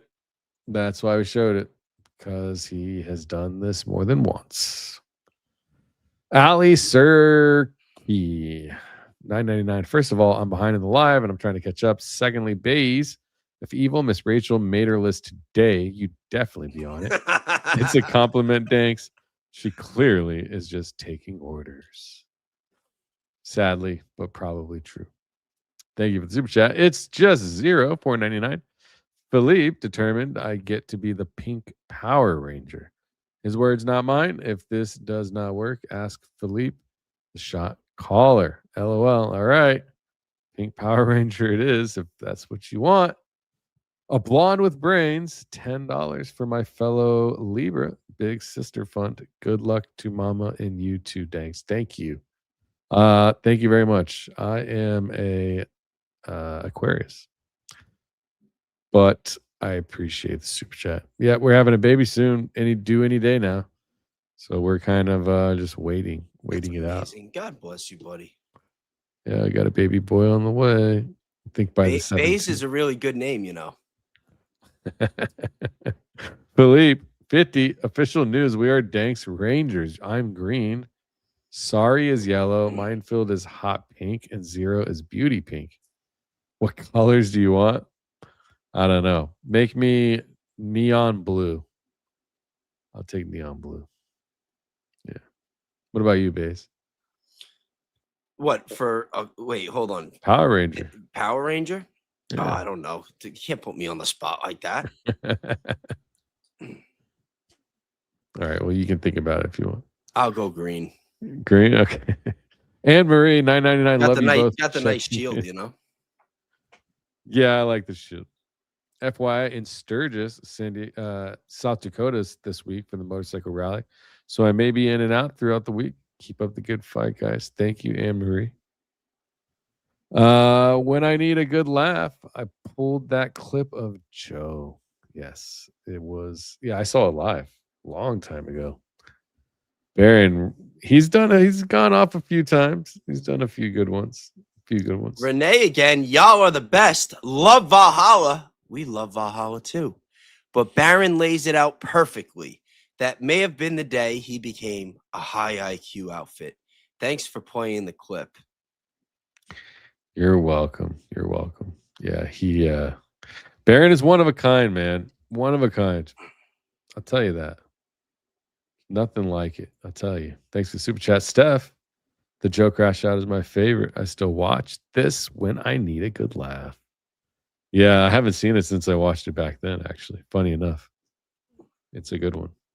Sam Savvy IQ, Jake GTV, back on YouTube. Hilarious. Oh, is he? Guys, I'm not sure. I'm not familiar. We gotta play some of his clips next time we do the kick stream. I want to do one. I want to do another one of those again soon. Yeah, I'm all set up on Kick. We could definitely do something like that. Let's do it real soon. Yeah, man. So how you doing, buddy? I'm chilling, man. I can see that. You know, you look good in pink. Thanks, man. You got the pink shirt, the pink background. I got the purple background. Mine's kind of purplish. It's like it looks white in the camera, but it's purple lavender, maybe. I did the purple background to match you for this show, and then people liked it, so I started using it on other nights. I switched it up though. I got to do a poll. Which one looks better? Yeah, I love this. I got the little remote. I could go red like Andrew. Damn, yeah. my style. I need a hat. If I put the hat on, oh no, Baron did that. Yo, we should play that clip. Which one? Baron doing his Andrew Wilson impersonation. Since we played one good Baron clip, we might as well do another. Hold on, I think I got it right here. Hold on. I've got different colors too. You're not. I definitely got that one. I did have an Andrew Wilson clip that I was gonna play, but you actually made me accidentally unbookmark it before. But I did it. Yeah, you did. I forgot it was before we were talking, and you distracted me. I'm so sorry. I really wanted to see if Andrew Wilson opened that pickle jar. Well, I want to see when he has the lights out and all that stuff. Where was that I saw that? I saw was it a link? Kaji that played it. There was a creator that played it. I had never seen it before, but it's floating around now. Yeah, it's pretty funny. I'll do the green background for the pickles when we get to that one. For the pickles? Yeah, if we're gonna do that clip. I got the Baron one right here. Play it. Can you got to pull it up? Wait. Can you make your background? Can you change your color? You got one of these? Yeah. You got to make yours red. We got the red background. I got it red. Here, I got you. Yo, you got the real Andrew Wilson one going on. Hell yeah. We just need some baseball caps and cigarettes, and we're good to go. All right, let's watch. It's my I got cigars here. Go ahead. I'm not a Gosh, smoker. I that's got on my the Alps. eyes. Holy mackerel.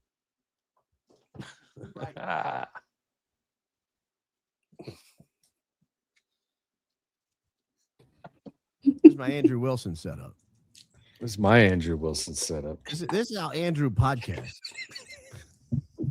Look at yourself. I need a cig. I need something to serve as a cigarette.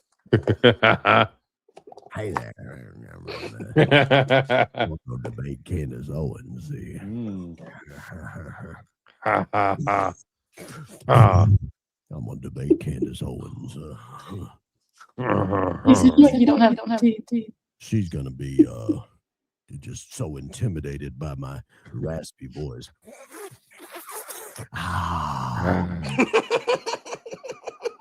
Smoke boy. Smoke boy. Hard on my eyes. Holy mackerel. Some kind of therapeutic light or something. This is a good Cuban right here. I don't know how he podcasts this way. He must have apparently that red light therapy is good for you. He must be really like. Hold on, it's too bright in here. Smoke boy. You're definitely down. There we go. Oh, still too. Okay. There we go. Now we got Smoke Boy. This is if I ever debate Smoke Boy, I'm coming in like this. Got Smoke Boy. Yeah, he's laughing, smiles. Barry and Coleman after dark. Barry and Coleman after dark. Oh Danks my after god. dark. Oh my god. Yeah, this shit is just too funny, man. We have a good time.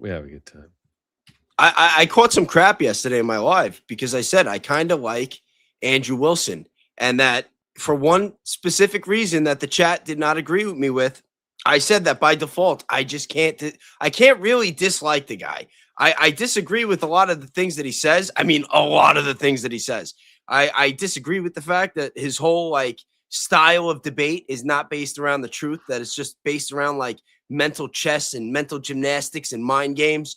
But I don't know if you know this about me, Danks, but I am a huge fan of the Evil Dead franchise. I am a big fan of Sam Raimi, and most importantly, I am a big fan of Bruce Campbell. And Andrew Wilson has a picture of Bruce Campbell on his wall. So this puts me in a dilemma. I mean, you don't have to love and hate everybody. You know what I mean? You don't have to love and hate everybody. There's one person I do want to share a lot of love with, though. I gotta admit. A lot of love here. Yeah. Why? Because we talked about Evil Dead. You got to bring this jerk off up. We need to. We've talked a lot of dirty. You know, it's been a little let me get the rough red of an off. episode. Let me get the red out of the background. We need the pastor to cleanse us ourselves real quick. Going back to purple. Let's make sure we have high definition. All right, we're good.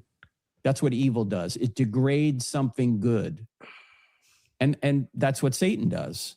In fact, what did the apostles and Jesus call Satan? Yanking and banking, Franken. He's a murderer, a liar, an accuser, a slanderer who wants to steal, kill, and destroy. Charlie was murdered. What have we had since then? Lies, accusations, and slander seeking to kill, steal, and destroy. Or steal, kill, and destroy. This is spiritual warfare. This is demonic activity. See, MS Now lady could have summed up her whole 48-minute video into a minute 34 seconds, like Frank. Why does she have to make a 46-minute video? Yeah, I'm talking about Candace Owens. Yeah, it's ridiculous. You don't accuse people of murder without evidence, but that's what she's doing. Oh, is that right? She's insinuating. Is that right? They're doing exactly what they're telling you not to do. That's ridiculous, man. I totally agree with Frank. You don't accuse anyone of murder without evidence. So until we get some like more, I don't know, some better evidence, some more like definitive evidence, I don't think anyone should be accusing Tyler Robinson of murder. Nobody should be accusing anybody of murder. What the heck, man? This is innocent until proven guilty country. In fact, in the Old Testament, Exodus 20. Oh, but in the Old Testament, I forgot we're back in the land 2:22 of Canaan. We're back in the land of Canaan, guys. The Old Testament, the Canaanites would have beheaded. Well, have you ever heard of you know what? I don't even want to get started there. Talking about the Canaanites. Says that if you abused a widow or the fatherless, God says, I will hunt you down and kill you with the sword. Whoa. Deuteronomy 19 in the Old Testament economy says, if you accuse somebody falsely of a crime and you're found out, you get the penalty of that crime. So if you falsely accuse someone of murder and you're found out, you're the one executed. Wow. If we had those laws today, it would shut down the internet, wouldn't it? Because all we do is we have people accusing other people, insinuating innocent people are guilty for a crime they never committed without evidence. By the way, that's why you need 2 witnesses in the Bible, right? You need evidence. You don't falsely accuse people. So this is what evil does. It degrades, it slanders, it accuses, it lies. So hold on, real quick. Frank Turek, with what he's saying, I mean, it just makes me worry. It makes me worry because in a world according to Frank Turek, what would happen to Megyn Kelly? I don't know what. I don't know. I mean, I hear Frank Turek talking about accusations and swords. I'm just worried. Why? What happened to Megyn Kelly? Listen, don't you play dumb with me, Danks. We've covered that video multiple times. So unless you want to find it and play it again. No. You're really dark today. I just want to say. Why? I saw the pink shirt with the collar. I thought that this was going to be fun. I thought that we were going to laugh. We're laughing. We're having a good time. We just laughed for like 30 minutes. You played a couple of really dark clips tonight. No, I didn't. Yeah, I played one by mistake. Yeah, that was a big mistake. And now you got this one, Frank Turek talking about swords and, I don't know. I mean, Danks. I don't know. Do I have to play another clip? Do you want me to play? Like, I'm thinking about Terror Ted's Tales. I see an image of Hillary Clinton and a pizza. Should we play this one? Listen. Listen, if you're putting Hillary Clinton and pizza in the same sentence, then I think that we need to save that clip for Kick. That's a click stream click if I ever heard of one. I mean, it's on YouTube. Listen. You know what? You can play whatever clip you want, Danks. What do you got? I mean, what do you? Hold on. If we're gonna play my clip, I gotta change colors. Are we gonna play my clip? Yeah, you ready? I'm ready. See, this is a funny clip. Today's supposed to be a fun show. All right. And again, there's some people critical of me saying that, it's messed up that I said that I only don't dislike or hate Andrew Wilson. Number one, I don't hate anybody. I am not a hater. Number two, for the people out there saying that I shouldn't not dislike Andrew Wilson over his Bruce Campbell poster, watch this clip and tell me how you could dislike this guy. I think he's fucking hysterical. Uh-oh. Come on, you can do it. Put it right side up. You can do it. You got this. All right, bro. I can't do it. Here. This seems a little immature. No. For Hey, the guy $1,000. sent $1,000. Yeah, but it seems slightly immature. It's all fucking It's just slick for, now. it's a little. See, it little fun. is. I gotta grip it. Uh-oh, Andrew. If you can't open it either. Well, your hand greased the whole top of it. My hand or mine. Here, high five. It My literally- You know how it is. Look, feel it. Isn't that greasy? It was like that already. Oh my God. No, it wasn't. You greased the top. Use Oh your my shirt. Jesus, Use your Andrew. shirt, If you can't open the olive jar, you cannot Here, blame my while we're hand. doing olive jar. If you're so strong, you should open it. Yeah, I got to be able to grip it. Okay, well, grip it. Let's go. Uh-oh. Grab me a paper towel so I can dry the top of it off. Oh, Uh-oh. Oh, they freaking You know They what? cut it off, and then the other Yeah, they guy- cut it off. yeah. He hands it to another man right next to him, and he just boop gets it right off. They keep putting Tim Dillon in the chat, but I don't have. I don't Seriously, know how could you dislike that guy? How could you? How could you? I mean, I watched the interview with him and Joe Rogan. It's actually not. I didn't watch the whole thing. I watched the first hour or so. It's not that bad. I mean, they have an interesting conversation. You know, if we have a watch party for the debate, we're gonna be sitting there the whole time. Like, don't worry, Andrew. You just gotta grip it. You just gotta grip it. You know how it is when you hand off after you do that, you give it to somebody else. They always easily open it. Chat, what do you guys think is going to be harder for Andrew Wilson? Beating Candace Owens in a debate or opening up a jar of pickles? That's a serious question. Have you seen these guys?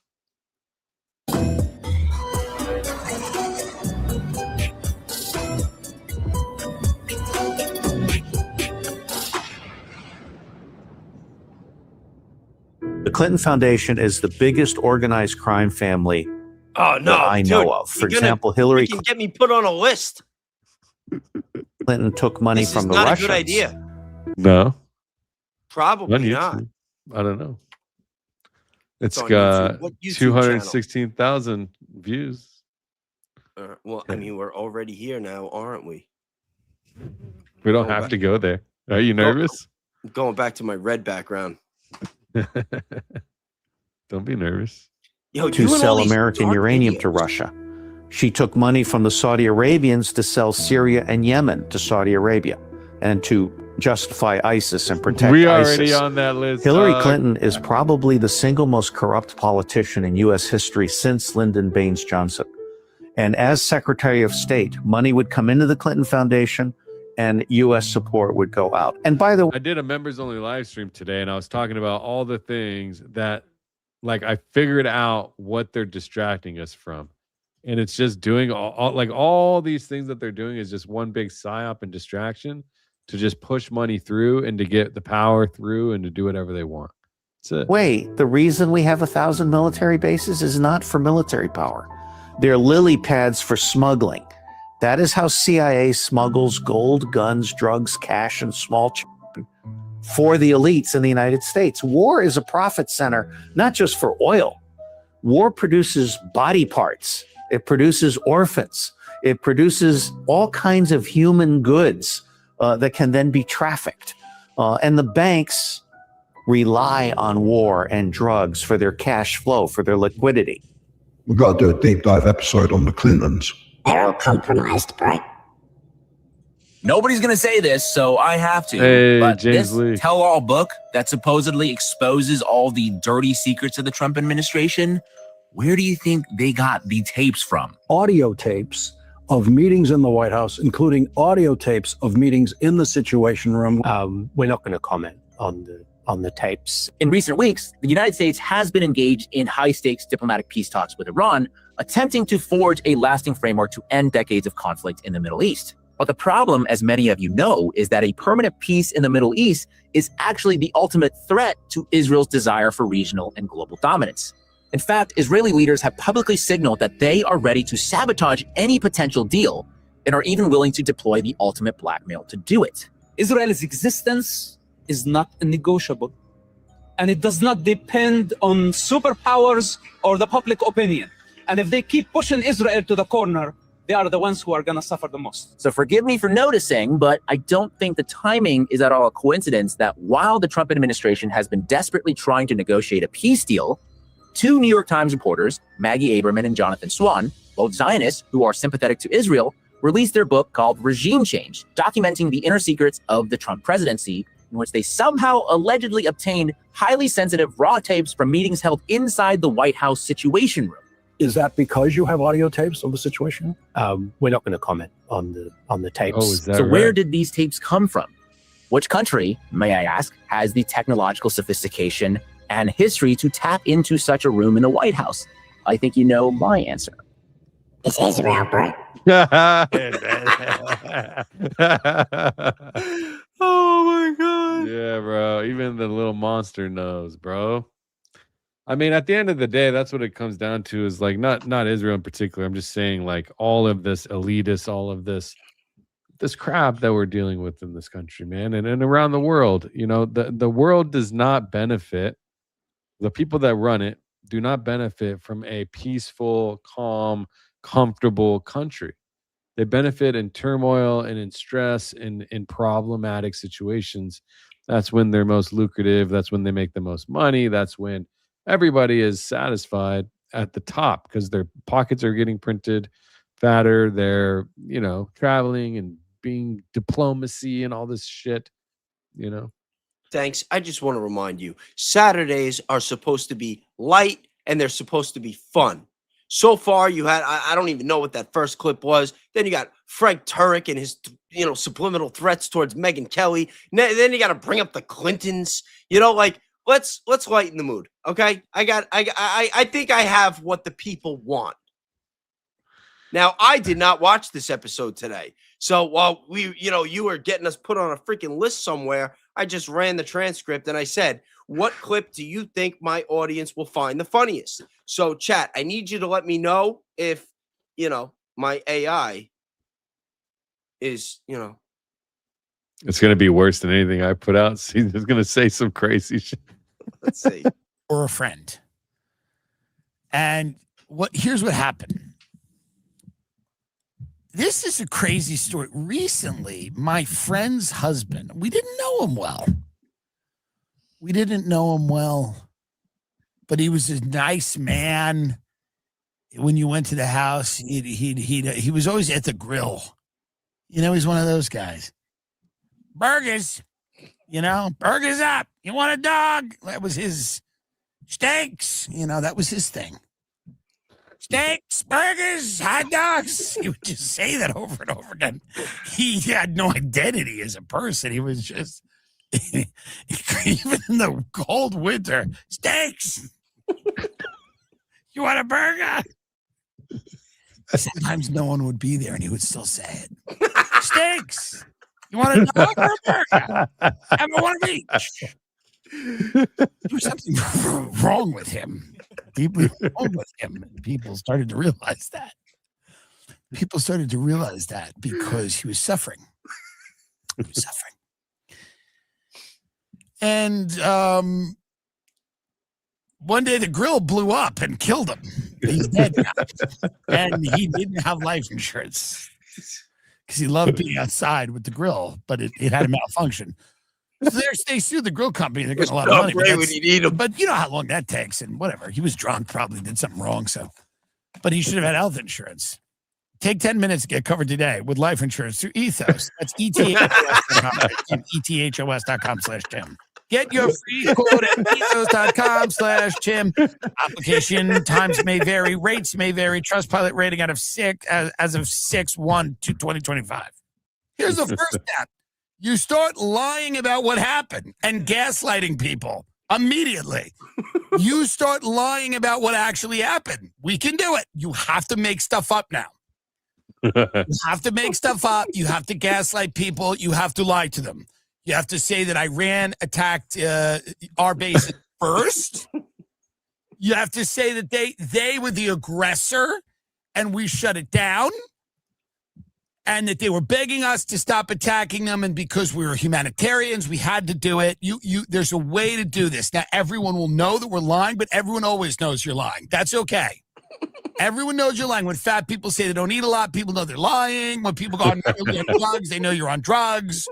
When you go to rehab and you say, actually, it was Lyme disease, we know it's not Lyme disease, you're a junkie. It's okay. Everyone knows you're lying. Lying's not for them, it's for you. It's for you. The lying shouldn't be for anyone else. It should be for us. We should lie. Because what are we going to come out and say? Well, actually, we didn't win. We couldn't win. We thought we could win. It's actually not going to happen. No, you gotta basically totally invent a narrative, and it's for us because the rest of the world now has seen us, and we've been exposed. And listen, our fighting men and women are great. But the tacticians, the people who make these decisions, the strategists, the fucking the people that were supposed to consider all of these things, the drones that changed warfare and aircraft carriers weren't going to be that effective, and like we weren't going to be able to go in there, and like maybe we shouldn't have killed their leader day one or whatever. All of the things we think we are the big military superpower, it's starting to dawn on us that actually we're not. That this war has kind of shown us. And again, it's not reflective of the troops. And I'm sure we have a lot of nukes and stuff like that, but you just can't win like that anymore. There's nothing to win. So the reality is we just have to, as a country, and I'm fine with that, cowardly, gracefully leave and lie about it for the rest of our lives. And I'll do it. I will lie about it for the rest of my life. I will lie to my friend. I don't have children, but I'll lie to my French children about it. I will lie for the rest of my life about the Iran war if we leave tonight. I'll say we won. I will completely contribute to the fallacy that we won this war. We can't. I mean, here's Trump again saying that they called him and asked him not to, which, by the way, this is a little preview of what's probably going to end up happening in the future, which is that we say that they called us and asked us to not bomb them, and we said, okay, here we go. That's the old-fashioned way. To the victor belong the spoils, right? And we're doing the same thing, by the way, in the lovely Islamic Republic of Iran. We're knocking the hell out of it. This is, by the way, just stop it for a minute. This is what we heard in Iraq. It's a famous line from The Sopranos where Michael Imperioli's character, Christopher Moltisanti, goes, don't you listen to President? We're kicking the shit out of those guys over there. It's like, this is just the same thing. You're just low information people that don't really know what's going on, that don't pay that much attention. They just hear Trump because we're knocking the shit out of them, and people go, good. It makes them feel good when they're driving in their car, like a suburb of Las Vegas or something. And he goes, we're knocking the shit out of them, and people go, good. It's funny that But someone like Tim Dillon can he's like a new fresh face that every week we can kind of like look to and laugh, and he breaks down politics. It's just such a easy to digest but real way. I've said it so many times that Tim Dillon is like, he just has a freaking gift from God to educate people and tell them about all the horrible things going on in the world and make you laugh while he's doing it. The only other person that really has that gift is probably Jimmy Dore. Actually, there's probably other people, but those are the first two that come to my mind. Yeah, those are the first two that come to my mind. I mean, all the top tier podcasters, they all have their own version of it. Jesse on Fire, Barron, Candace, Ian, everyone's got their own personality, And that's what draws people coming back. I honestly believe it doesn't matter if it's the Charlie Kirk theory or anything else we'd be talking about. People that are here, they'll be here. You know what I mean? The ones that show up for the audience, for the fan, the creator, they're going to show up because they like what the person is talking about. You know what I was thinking about when Tim Dillon was talking about all these people that are like listening in their car and they don't really know what's going on, and they're like, oh yeah, like just like nodding along with it. He's probably talking about the same type of people that watch The Evil Miss Rachel. Right? Evil Miss Rachel. Don't want to mess with her. The people that don't really know what's going on, that just believe that Tyler Robinson shot and killed Charlie Kirk with a 30-06 in the neck, and that he did it all by himself. Lance Twiggs had nothing to do with it. He was just like the star witness, even though Tyler did it for his love of Lance. That Lance was just such a freaking star witness that said, you know what? I'm going to throw Tyler under the bus. I'm going to cooperate. I'm going to give him everything that I got. The same way I gave Tyler the Dremel. Isn't that what happened? Yeah. That's what they want us to believe, From what I understand, Tyler said, do we have a Dremel? What's a Dremel? That is the tool in which the bullets were allegedly engraved with. Oh, Yes. Yes. I see. I Tyler see. asked Lance for that one. I see. Welcome, Renee. That's you. Oh, thank you very much. Dude, I'm a huge fan of the Evil Dead franchise, and I have no problem disliking Andrew Wilson. You know what? Maybe it's because I've never really watched a lot of Andrew Wilson. Maybe if I watch more one day, I'll be able to dislike him too. All right, I think I'm going to wrap it up. That was we made it another week somehow through all the treachery, the fake media attacks, the slanders, the deployed parasitic propaganda machine artists, but we've made it another week. Yes, we did. And guys, if you need something else to watch tonight, I just released a video a few hours before this stream. Shout out to Trevor Hess and Kevin is a Human. It is a friendly debate that gets a little heated at times, but it's a really good video. It's on all three of our channels. If you haven't checked it out, please do. We cover a lot of controversial things, but it's a very serious talk, and it's really good. Danks, you have anything that you would like to plug? I just saw your thing. You said we just got what is it? The YouTube No, I'll tell you later. I see it. I see it.